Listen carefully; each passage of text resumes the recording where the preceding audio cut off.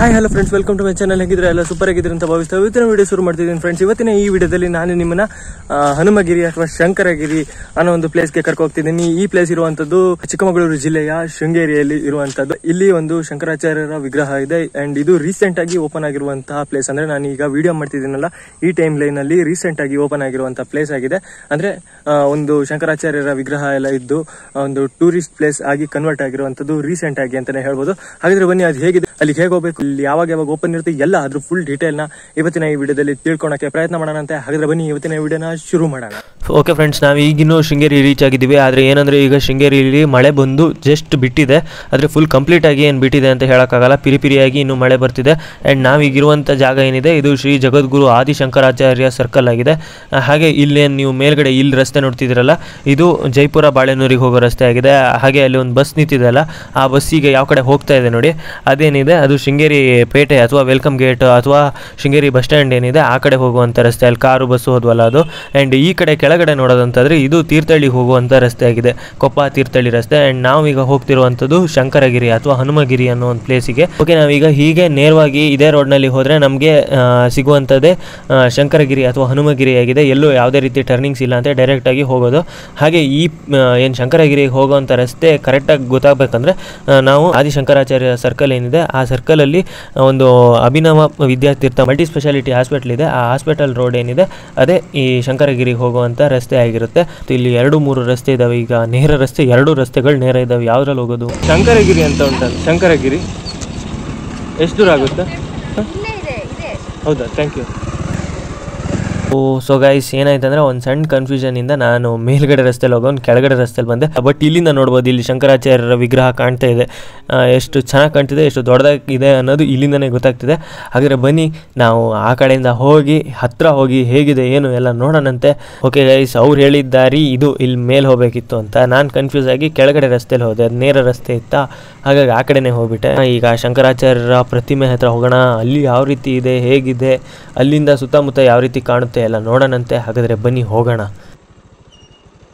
ಪಾರ್ಕಿಂಗಿಗೂ ಜಾಗ ಚೆನ್ನಾಗಿದೆ, ನೋಡ್ಬೋದು ಗೈಸ್. ಎಲ್ಲ ಗಾಡಿಗಳು ನಿಲ್ಲಿಸ್ಬೋದು ಇಲ್ಲಿ. ಸೊ ಗೈಸ್, ಶಂಕರಗಿರಿಗೆ ಈಗಿನ್ನೂ ರೀಚ್ ಆಗಿದ್ದೀವಿ. ಫುಲ್ಲು ಅಂದರೆ ಲಿಮಿಟೆಡ್ ಆಗಿ ಕ್ರೌಡ್ ಇದೆ. ಅಂದರೆ ಮೊನ್ನೆ ಓಪನ್ ಆಗಿರೋದ, ಹಾಗಾಗಿ ಸ್ಟಾರ್ಟಿಂಗಲ್ಲಿ ಒಳ್ಳೆ ಕ್ರೌಡ್ ಇದೆ ಅಂತ ಹೇಳಿದ್ರು. ಇಲ್ಲಿ ಕೆಳಗಡೆ ಬೆಳಿಗ್ಗೆ 7 ಗಂಟೆಯಿಂದ ಸಂಜೆ 7 ಗಂಟೆ ತನಕ ಇರುತ್ತಂತೆ. ನೋಡೋಣ ಒಳಗೆ ಹೇಗಿದೆ ಏನು ಅಂತ ನೋಡೋಣ. ಈ ಕಡೆ ಕಾಣುತ್ತೆ ನೋಡಿ ಶಂಕರಾಚಾರ್ಯರು. ಸೊ ಗೈಸ್, ಸುತ್ತ ಇದೊಂದು ಎತ್ತರದ ಬೆಟ್ಟ. ಆ ಬೆಟ್ಟದ ಮೇಲ್ಗಡೆ ಶಂಕರಾಚಾರ್ಯರ ವಿಗ್ರಹನ ಪ್ರತಿಷ್ಠಾಪನೆ ಮಾಡಿದ್ದಾರೆ. ನೋಡೋಣ, ಹೋಗೋಣ. ಸೊ ಗೈಸ್, ಇಲ್ಲಿ ನೀವು ಮೇಲೆ ಹತ್ತೋಗೋಕ್ಕೆ ನಾರ್ಮಲಾಗಿ ಮೆಟ್ಲು ಕೂಡ ಇದ್ದಾವೆ. ಮೆಟ್ಲಲ್ದಿತ್ತು ಇಲ್ಲೇನು ಇದು ಏನೋ ಎಸ್ಕಿಲೇಟರೇ ಅಲ್ಲ, ಇಲ್ಲ ಏನು ನಾವು ನಿಂತ್ಕೊಂಡ್ರೆ ಹತ್ತೋಗ್ತಾವಲ್ಲ, ಅಲ್ಲ ನಮ್ಮನ್ನು ಹೊತ್ಕೊಂಡು ಹೋಗ್ತಾವಲ್ಲ ಆ ಮೆಟ್ಲುಗಳು ಕೂಡ ಇದ್ದಾವೆ. ಓಕೆ, ಇದನ್ನ ಎಸ್ಕಿಲೇಟರ್ ಅಂತಾರೆ ಅನಿಸುತ್ತೆ, ಅಲ್ಲ ಅದೇ ಅಂತಾರೆ. ಅವುಗಳು ಕೂಡ ಇದ್ದಾವೆ. ಆ್ಯಂಡ್ ಅವುಗಳ ಮೂಲಕನೂ ಹೋಗ್ಬೋದು. ಇಲ್ಲ ಅಂದರೆ ನೀವು ನಾರ್ಮಲಾಗಿ ಮೆಟ್ಲು ಬೇಕಾದ್ರೆ ಹತ್ಕೊಂಡು ಹೋಗ್ತೀನಿ ಅನ್ನೋದಾದ್ರೆ ಹತ್ಕೊಂಡು ಹೋಗ್ಬೋದು. ಆ್ಯಂಡ್ ಇನ್ನೊಂದೇನೆಂದರೆ ಇಲ್ಲಿ ಸೆಕ್ಯೂರಿಟಿ ತುಂಬ ಸ್ಟ್ರಾಂಗ್ ಆಗಿದೆ ಅಂತಲೇ ಹೇಳ್ಬೋದು. ಯಾಕಂದರೆ ಒಂದೊಂದು ಜಾಗದಲ್ಲೂ ನಮಗೆ ಗಾರ್ಡ್ಗಳು ಕಾಣ್ತಾರೆ, ಸೆಕ್ಯೂರಿಟಿ ಗಾರ್ಡ್ಗಳು ಕಣ್ಗಾವಲ, ಅಂದರೆ CCTV ಕಣ್ಗಾವಲಲ್ಲಿ ಹಾಗೆ ಸೆಕ್ಯೂರಿಟಿ ಗಾರ್ಡ್ಗಳ ಕಣ್ಗಾವಲಲ್ಲಿ ಇದ್ದೀವಿ. ಹಾಗಾಗಿ ತುಂಬ ಸೇಫ್ ಪ್ಲೇಸಲ್ಲಿ ಇದ್ದೀವಿ ಅಂತ ಹೇಳ್ಬೋದು ಅಂತ ನನ್ನ ಅನಿಸಿಕೆ. ಈ ಶಂಕರಾಚಾರ್ಯರ ವಿಗ್ರಹ ಇರಲಿಗೆ ಹೋಗ್ಬೇಕಂದ್ರೆ ನಾವು ಚಪ್ಪಲ್ ಹಾಕೊಂಡು ಹೋಗಬಾರ್ದಂತೆ. ಆ್ಯಂಡ್ ಪಾದರಕ್ಷೆಗಳನ್ನ ಇಲ್ಲೇ ಬಿಟ್ಟು ಹೋಗಬೇಕು.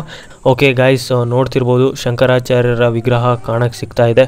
ಸೊ ಗೈಸ್, ನಾವೀಗ ಶಂಕರಗಿರಿಲಿ ಇದ್ದೀವಿ. ಹಿಂದ್ಗಡೆಯಲ್ಲೇ ಇರುವಂಥದ್ದು ಶಂಕರಾಚಾರ್ಯರ 32 ಫೀಟ್ ಎತ್ತರದ ವಿಗ್ರಹ ಆಗಿದೆ. ಹೆಚ್ಚು ಕಮ್ಮಿ ಇದ್ದಿಲ್ಲ ಅಂದ್ರೆ ಈಗ ನಾನು ವಿಡಿಯೋ ಮಾಡಕ್ ಬಂದಕ್ಕಿಂತ ಒಂದು 3 ದಿನ ಹಿಂದೆ ಓಪನ್ ಆಗಿರುವಂಥದ್ದು.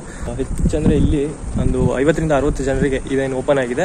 50ರಿಂದ 60ಕ್ಕೂ ಹೆಚ್ಚು ಜನರಿಗೆ ಕೆಲಸ ಸಿಕ್ಕಿದೆ ಅಂತ ಹೇಳ್ಬೋದು. ಅಂದ್ರೆ ಒಂದು ರೀತಿಯಲ್ಲಿ ಇದು ಟೂರಿಸ್ಟ್ ಪ್ಲೇಸ್ ಅಂತಾನೂ ಹೇಳ್ಬೋದು, ಅಥವಾ ಒಂದಿಷ್ಟು ಜನರಿಗೆ ಎಂಪ್ಲಾಯ್ಮೆಂಟ್ ಜನರೇಟ್ ಮಾಡಿಕೊಟ್ಟಂತ ಪ್ಲೇಸ್ ಅಂತ ಹೇಳಕ್ಕೆ ತುಂಬಾ ಖುಷಿ ಆಗುತ್ತೆ. ಸುತ್ತಲೂ ನೋಡುವಂತಂದ್ರೆ ಮಲೆನಾಡಿನ ಪ್ರಕೃತಿ ಆವರಿಸಿಕೊಂಡಿದೆ. ಹಾಗೆ ಸುತ್ತಮುತ್ತ ಫುಲ್ ಬೆಟ್ಟ ಗುಡ್ಡಗಳ ನಡುವೆ ಇರುವಂತಹ ಒಂದು ಬೆಟ್ಟದ ಮೇಲ್ಗಡೆ ಈ ಶಂಕರಗಿರಿ ಸ್ಥಾಪನೆ ಆಗಿದೆ. ಈ ಕಡೆ ನೋಡೋದಂತಂದ್ರೆ ನಮಗೆ ಶೃಂಗೇರಿ ಶಾರದಾ ಪೀಠ ಕಾಣುತ್ತೆ, ನೋಡ್ಬೋದು. ಈಗ ನೋಡೋದಂತಂದ್ರೆ ಜನ ಕಮ್ಮಿ ಇದ್ದಾರೆ. ಮಧ್ಯಾಹ್ನ ಟೈಮು ಸ್ವಲ್ಪ ಕಮ್ಮಿ ಇರ್ತಾರಂತೆ. ಬಟ್ ಸಂಜೆ ಲೈಟ್ ಶೋ ಎಲ್ಲ ಇರುತ್ತಲ್ಲ, ಅವಾಗ ಜನ ಇರ್ತಾರೆ. ಅಂಡ್ ಬೆಳಿಗ್ಗೆ 7 ಗಂಟೆಯಿಂದ ಓಪನ್ ಆದರೆ ಸಂಜೆ 7 ಗಂಟೆ ತನಕ ಇರುತ್ತೆ ಅಂತ ಹೇಳಲಾಗುತ್ತೆ. ನೋಡ್ತಿದ್ದೀರಲ್ಲ, ಇಲ್ಲಿ ನನ್ನ ಎದುರುಗಡೆ ಇರುವಂಥದ್ದೇ ಶಂಕರಾಚಾರ್ಯರ ವಿಗ್ರಹ. ಹಾಗೆ ನಾನಿರುವಂಥ ಪ್ಲೇಸ್ ಶಂಕರಗಿರಿ. ನೋಡಿ ಶಂಕರಾಚಾರ್ಯರ ವಿಗ್ರಹ.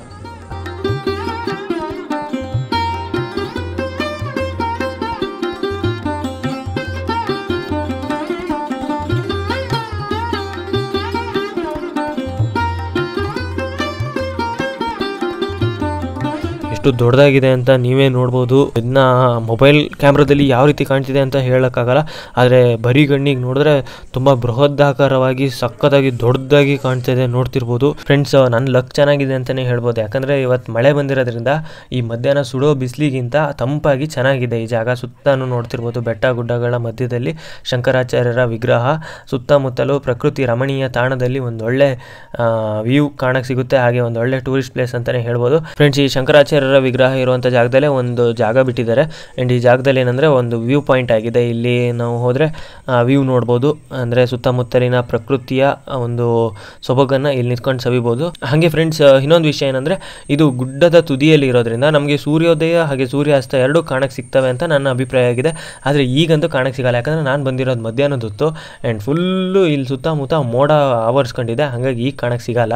ಶೃಂಗೇರಿಯ ಹನುಮಗಿರಿಯ ಪ್ರಕೃತಿಯ ನಡುವೆ ಇರುವಂತಹ ಈ ಶಂಕರಾಚಾರ್ಯರ ಶಿಲಾಮೂರ್ತಿಯು ಎಲ್ಲ ಪ್ರೇಕ್ಷಕರನ್ನು ಕಣ್ಮನ ಸೆಳೆಯುತ್ತಿದ್ದು, ಇದು ಶೃಂಗೇರಿಯಿಂದ 2 ಕಿಲೋಮೀಟರ್ ದೂರದಲ್ಲಿರುವಂತಹ ವಿದ್ಯಾರಣ್ಯಪುರದ ಹನುಮಗಿರಿ ಅಥವಾ ಶಂಕರಗಿರಿ ಎಂಬ ಪ್ರದೇಶದಲ್ಲಿರುವಂತಹ ಶಂಕರಾಚಾರ್ಯರ ಪ್ರತಿಮೆ ಜೊತೆಗೆ ಅವರ 4 ಶಿಷ್ಯಂದಿರಾದಂತಹ ಸುರೇಶ್ವರಾಚಾರ್ಯರು, ತೋಟಕಾಚಾರ್ಯರು, ಪದ್ಮಪಾದಾಚಾರ್ಯರು, ಹಸ್ತಮಲಕಾಚಾರ್ಯರ ಮೂರ್ತಿಗಳು ಅನಾವರಣಗೊಂಡಿದ್ದು, ಜೊತೆಯಲ್ಲಿ ಹನುಮನ ದೇವಸ್ಥಾನ ಅಥವಾ ಒಂದು ಹನುಮನ ಮೂರ್ತಿ ಕೂಡ ಇಲ್ಲಿ ಕಾಣಸಿಗುತ್ತದೆ. ಹೆಚ್ಚು ಕಮ್ಮಿ 2013ರಿಂದ ನಡೀತಿದ್ದಂತಹ ಕೆಲಸ ಈಗ ಸಂಪೂರ್ಣವಾಗಿ ಪೂರ್ಣಗೊಂಡಿದ್ದು, ಇದೀಗ ಭಕ್ತಾದಿಗಳಿಗೆ ಹಾಗೂ ಪ್ರೇಕ್ಷಕರಿಗೆ ದರ್ಶನ ಪಡೆದುಕೊಳ್ಳಲು ಅನುವು ಮಾಡಿಕೊಟ್ಟಿದೆ. ಇದು ಧಾರ್ಮಿಕ ಸ್ಥಳವಾಗಿದ್ದು ದೇಶಾದ್ಯಂತ ಭಕ್ತರನ್ನು ಅಥವಾ ಪ್ರವಾಸಿಗರನ್ನು ಸೆಳೆಯುತ್ತಿದೆ. ಈ ಪ್ರದೇಶದ ವಿಶೇಷತೆ ಹೇಳುವಂತದ್ದಾದ್ರೆ, ಈ ಪ್ರದೇಶದಲ್ಲಿ ಇರುವಂತಹ ಮೂರ್ತಿಯು 32 ಫೀಟ್ ಎತ್ತರದ ಮೂರ್ತಿಯಾಗಿದ್ದು, ಹಾಗೂ ಈ ಮೂರ್ತಿ ಇರುವಂತಹ ಪ್ರದೇಶವು 2 ಎಕರೆ ವಿಸ್ತೀರ್ಣದ ಜಾಗವಾಗಿದೆ. ಈ ಮೂರ್ತಿಯ ಶಿಲೆಯ ತೂಕ ಸರಿಸುಮಾರು 750 ಟನ್ ತೂಕ ಹೊಂದಿದ್ದು, ಹಾಗೆ ಈ ಮೂರ್ತಿಯನ್ನು ಗ್ರಾನೈಟ್ ಶಿಲೆಯಿಂದ ಕೆತ್ತಲ್ಪಟ್ಟಿದೆ. ನವೆಂಬರ್ 10ನೇ ತಾರೀಕು 2023ನೇ ಇಸ್ವಿಯಲ್ಲಿ ಶೃಂಗೇರಿಯ ಜಗದ್ಗುರು ಶಂಕರಾಚಾರ್ಯ ಶ್ರೀ ಶ್ರೀ ಶ್ರೀ ಭಾರತೀ ತೀರ್ಥ ಮಹಾಸ್ವಾಮಿ ಅವರ 50ನೇ ವರ್ಷದ ಸನ್ಯಾಸತ್ವ ಸ್ವೀಕಾರ ಸ್ವರ್ಣ ಮಹೋತ್ಸವದಂದು ಜಗದ್ಗುರು ಆದಿಶಂಕರಾಚಾರ್ಯರ ಪಾದದ ಕಲ್ಯಾಣ ಕೃತಜ್ಞತೆ ಸಲ್ಲಿಸಲು ಶ್ರೀ ಶಂಕರಾಚಾರ್ಯರ ಪುತ್ಥಳಿ ಅಥವಾ ಶ್ರೀ ಶಂಕರಾಚಾರ್ಯರ ಮೂರ್ತಿಯನ್ನು ಲೋಕಾರ್ಪಣೆ ಮಾಡಿದ್ದರು. ಈ ಸಂದರ್ಭದಲ್ಲಿ ಈ 32 ಅಡಿಯ ಗ್ರಾನೈಟ್ ಶಿಲೆಯ ಅದ್ಭುತ ಶಂಕರಾಚಾರ್ಯರ ಮೂರ್ತಿಯನ್ನು ಪ್ರತಿಷ್ಠಾಪಿಸಿ ಹಾಗೆ ಅಭಿವೃದ್ಧಿ ಸಲುವಾಗಿ ಭಕ್ತಾದಿಗಳಿಗೆ ಪ್ರವಾಸಿಗರಿಗೆ ಪ್ರವೇಶ ನಿರ್ಬಂಧಿಸಲಾಗಿತ್ತು. ಆದರೆ ಇದೀಗ ಈ ಮೂರ್ತಿ ಇರುವಂತಹ ಸ್ಥಳಕ್ಕೆ ಪ್ರವಾಸಿಗರಿಗೆ ಹಾಗೆ ಭಕ್ತಾದಿಗಳಿಗೆ ಬಂದು ದರ್ಶನ ಪಡೆಯಲು ಅನುಮತಿ ನೀಡಲಾಗಿದೆ. ಮುಂದಿನ ದಿನಗಳಲ್ಲಿ ಇಲ್ಲಿ ವಸ್ತು ಸಂಗ್ರಹಾಲಯ, ಆಡಿಟೋರಿಯಂ, ಪುಸ್ತಕ ಮಳಿಗೆ, ಭಕ್ತಾದಿಗಳಿಗೆ ಉಳಿದುಕೊಳ್ಳಲು ವಸತಿ ಗೃಹಗಳು ಇನ್ನು ಮುಂತಾದ ವ್ಯವಸ್ಥೆಗಳನ್ನು ಕಲ್ಪಿಸಿಕೊಡಲಾಗುತ್ತದೆ. ನೋಡಿದ್ರಲ್ಲ ಗೈಸ್, ಇದು ಶಂಕರಗಿರಿಯ ಶಂಕರಾಚಾರ್ಯರ ವಿಗ್ರಹ.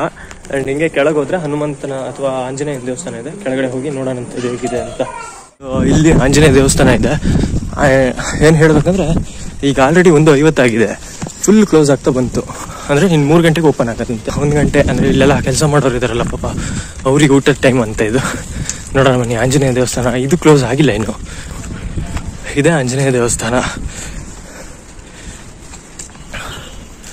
ನೋಡಬಹುದು ಈ ಕಡೆ ಶಂಕರಾಚಾರ್ಯರ ವಿಗ್ರಹ ಇದೆ, ಅಲ್ಲೇ ಕೆಳಗಡೆ ಇರುವಂತದ್ದು ಆಂಜನೇಯ ದೇವಸ್ಥಾನ. ಈಗ ಸದ್ಯಕ್ಕಿದು ಮತ್ತೆ ಅಲ್ಲಿ ಮೇಲ್ಗಡೆ ಶಂಕರಾಚಾರ್ಯರ ದೇವಸ್ಥಾನ ಅಥವಾ ವಿಗ್ರಹ ಏನಿದೆ ಅಲ್ಲೊಂದಷ್ಟು ಜಾಗ ಓಪನ್ ಇದೆ.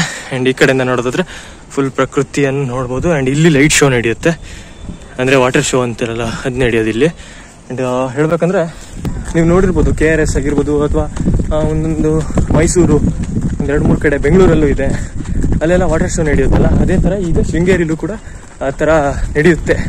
ಸೊ ಗೈಸ್ ಎಂತಂದ್ರೆ ಈಗ 3 ಗಂಟೆ ತನಕ ಕ್ಲೋಸ್ ಆದ್ನಲ್ಲ, ಕೆಳಗಡೆ ಏನೇನು ಪ್ಲೇಸ್ಗಳಿದಾವೆ ಗಾರ್ಡನ್ ಏರಿಯಾ ಅಥವಾ ಕೆಳಗಡೆ ಇಲ್ಲೆಲ್ಲ ಸುಮ್ಮನೆ ಸುತ್ತಾಡೋದಂತಾದ್ರೆ ಏನು ಪ್ರಾಬ್ಲಮ್ ಇಲ್ಲ, ಗೇಟ್ ಕ್ಲೋಸ್ ಆಗಲ್ಲಂತೆ. ಆದ್ರೆ ಮೇಲ್ಗಡೆ ಎಸ್ಕಲೇಟರ್ಸ್ ಎಲ್ಲ ಏನಿದಾವೆ ಅವೆಲ್ಲ ಕ್ಲೋಸ್ ಆಗಿದಾವೆ.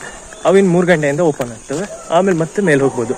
ಅಂಡ್ ಯಾಕಂದ್ರೆ ಇಲ್ಲಿ ಏನ್ ನೋಡ್ಕೊಳಕ್ಕಿದಾರಲ್ಲ ಅವರೆಲ್ಲ ಊಟಕ್ಕೆ ಹೋಗಕ್ಕಂತ ಬ್ರೇಕ್ ತಗೊಂಡಿರೋ ಟೈಮ್ ಅದು. ಆ ಟೈಮಲ್ಲಿ ಇಲ್ಲಿ ಯಾರು ಇರಲ್ಲ, ಹಾಗಾಗಿ ಅಲ್ಲಿ ಮೇಲ್ಗಡೆ ಎಲ್ಲ ಹೋಗಕ್ ಇದಿಲ್ಲ. ಯಾಕಂದ್ರೆ ನಮ್ ಜನ ಗೊತ್ತುಂಟಲ್ಲ, ಮೇಲ್ ಹೋದ್ರಂದ್ರೆ ಸುಮ್ಮನೆ ಇರಲ್ಲ, ಅಲ್ಲಿ ಮೇಲಿಂದ ಹತ್ತದು ಆ ಕಡೆ ನಿಕ್ಕದು ಅದು ಇದು ಮಾಡ್ತಾರೆ, ಕೆಳಗೆ ಬೀಳ್ತಾರೆ, ಅದು ಇದು ಅಂತ ರಿಸ್ಕ್ ಯಾಕೆ ಅಂತ ಹೇಳಿ ಆ ಟೈಮಲ್ಲಿ ಕ್ಲೋಸ್ ಮಾಡಿರ್ತಾರೆ. ಅಂಡ್ ಬೆಳಿಗ್ಗೆ 7 ಗಂಟೆಗೆ ಸ್ಟಾರ್ಟ್ ಆಗುತ್ತೆ, ಸ್ಟಾರ್ಟ್ ಆಗಿ 2 ಗಂಟೆ ತನಕ ಇರುತ್ತೆ. ಆಮೇಲೆ ಮತ್ತೆ ಕ್ಲೋಸ್ ಆಗಿ 3 ಗಂಟೆಗೆ ಸ್ಟಾರ್ಟ್ ಆದ್ರೆ ಮತ್ತೆ ಸಂಜೆ 7 ಗಂಟೆ ತನಕ ಇರುತ್ತೆ. ಓಕೆನಾ? ಓಕೆ, ಇದು ಶಂಕರಗಿರಿಯ ಬಗ್ಗೆ ಇರುವಂತ ಒಂದು ಮಾಹಿತಿ ಆಗಿದೆ. ಅಂಡ್ ನೋಡಕ್ ಮಾತ್ರ ಸಾಕಾಗಿದೆ. ಇನ್ನು ಮುಕ್ಕಾಲ್ ಭಾಗ ಓಪನ್ ಆಗಿದೆ, ಅಥವಾ ಮುಕ್ಕಾಲ್ ಭಾಗ ಕ್ಲೀನ್ ಆಗಿ ರೆಡಿ ಆಗಿದೆ. ಅಂಡ್ ಇನ್ನು ಕೆಲವು ಭಾಗಗಳು ಸದ್ಯದಲ್ಲೇ ಓಪನ್ ಆಗ್ತವೆ, ಆಮೇಲೆ ಇನ್ನೂ ಚೆನ್ನಾಗಿರುತ್ತೆ. ಹಾಗಾದ್ರೆ ಒಂದ್ಸಲ ವಿಸಿಟ್ ಮಾಡಿ ಅಂತ ನಾನು ಹೇಳಕ್ಕೆ ಟ್ರೂಲಿ ರೆಕಮೆಂಡ್ ಮಾಡ್ತಿದ್ದೀನಿ. ಅಂಡ್ ವೀಕೆಂಡಲ್ಲಿ ರಶ್ ಇರುತ್ತಂತೆ, ವೀಕ್ ಡೇಸ್ ಅಲ್ಲಿ ಅಷ್ಟು ರಶ್ ಇರಲ್ಲ. ಅಂಡ್ ಗೈಸ್, ಇನ್ನೊಂದು ಶಂಕರಗಿರಿಲಿ ಸದ್ಯಕ್ಕೆ ಯಾವುದೇ ರೀತಿ ಟಿಕೆಟ್ ಇಟ್ಟಿಲ್ಲ, ಅಂದ್ರೆ ಟಿಕೆಟ್ ತಗೊಂಡು ಹೋಗ್ಬೇಕು ಅಂತ. ಮುಂದಿನ ದಿನಗಳಲ್ಲಿ ಇಡೋ ಚಾನ್ಸಸ್ ತುಂಬಾ ಇದೆ. ಓಕೆ, ನೋಡಿದ್ರಲ್ಲ ಇವತ್ತಿನ ಈ ವಿಡಿಯೋದಲ್ಲಿ ನಾನು ನಿಮಗೆ ಶಂಕರಗಿರಿಯ ಬಗ್ಗೆ ಆದಷ್ಟು ಮಾಹಿತಿನ ತಿಳಿಸ್ಕೊಡೋಕ್ಕೆ ಪ್ರಯತ್ನ ಮಾಡಿದ್ದೀನಿ. ನೀವೇನು ನಮ್ಮ ಚಾನಲ್ಗೆ ಹೊಸಬರಾಗಿದ್ದರೆ ಈಗಲೇ ಈ ಚಾನಲ್ನ ಸಬ್ಸ್ಕ್ರೈಬ್ ಆಗಿ ಪಕ್ಕದಲ್ಲಿರೋ ಬೆಲ್ ಐಕನ್ ಆಲ್ ಸೆಟ್ ಮಾಡಿ. ಇದರಿಂದ ನಾವು ಎಲ್ಲ ವಿಡಿಯೋ ಬೇಗ ಬಂದು ತಲುಪುತ್ತೆ. ಈ ವಿಡಿಯೋಕ್ಕೆ ನೀವೇನು ಲೈಕ್ ಮಾಡಿಲ್ಲ ಅಂದರೆ ಲೈಕ್ ಮಾಡಿ. ನಾನು ನಿಮಗೆ ಇನ್ನೊಂದು ವಿಡಿಯೋದಲ್ಲಿ ಸಿಗ್ತೀನಿ. ಅಲ್ಲಿವರೆಗೂ take care, Tata, bye bye friends.